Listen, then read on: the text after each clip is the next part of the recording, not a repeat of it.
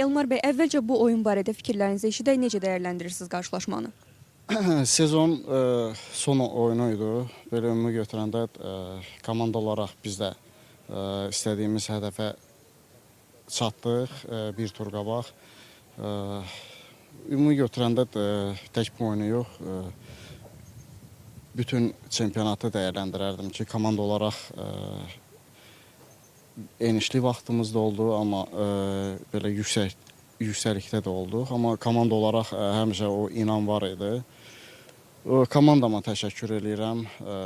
Yaxşı iş gördülər bu çempionatda. Yaxşı məzmunlu futbol oyun göstərdilər. Düşünürəm ki, komanda ən yaxşı şeylərə, təriflərə layiqdir. Komandamı təbrik edirəm. Bu qədər. Araz Naxçıvan tarixində ilk dəfə olaraq Avrokuboklarda mübarizə aparacaq.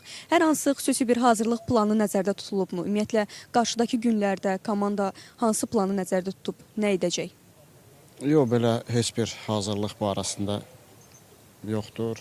Tam mənim müqaviləm bitib, gələcəkdə nə olacaqsa tam səmimi deyirəm, mən də bilmirəm. Ola bilər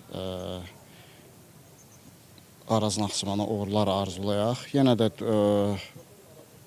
Araz Naxçıvan Elmar Baxşevidən ibarət deyil. Yenə də burada da olmasam da onlara azarkeşlik edəcəm.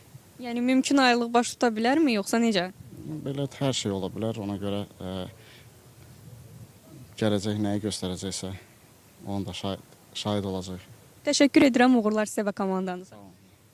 Belə Kamal, mənim çatdıracaqlarım bu qədər. Artıq 2024-2025-ci illər mövsümü Misli Premyer Liqası sona çatdı. Sonuncu flash müsahibələrimizi də aldıq. Fürsətdən istifadə edib təbii ki, Avrokuboklara vəsiqə qazanan bütün komandalarımıza uğurlar arzu etmək istəyirəm. İndi isə əsas diqqətlər, bütün diqqətlər belə deyək, Mehdi Hüseynzadə adına Sumqayıt şəhər stadionuna yönələcək. Çünki mayın 31-də orada Azərbaycan Kubokunun finalı baş tutacaq. Həmin oyunu da elə CBC Sportla canlı izləyə bilərsiniz. Təşəkkür edirəm, sözü yenidən sənə ötürürəm.